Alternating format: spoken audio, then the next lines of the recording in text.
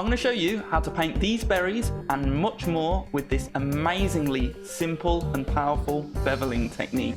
You want a nice, bright, saturated base value in this kind of triangle shape. Now, what we're going to do is apply a bevel to this shape, which just means that we're going to paint it a little bit darker on everything that faces down. And the more something faces down, the darker we're going to make it. We're painting around all of these berries, just making this bottom border darker.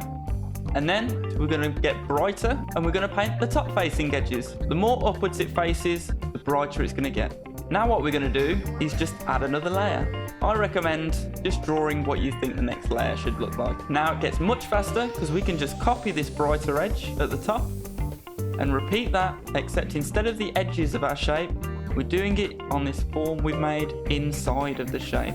And this will make it look like they're stacked on top of each other. We can do the same for the darks. And I'm going to show you this next layer just by hand without any kind of, previous drawing to start with. Now we're going to do just the last few. So you see where a berry kind of stops here? We might be able to choose that this berry will be on front. And you're always choosing a berry to be on front and a berry to be behind. So it can be pretty easy. Just grab a berry that's half drawn and carry on drawing it to completion. So now that you're happy all your berries have been separated, what you can do is use the blur or smudge tool and blur the middle of the berries a little bit more than the outside of them. So next, we're going to grab the dark colour. We're also going to paint that a little bit on the middle of each berry. So this is just going to be a dark spot roughly in the center of each berry.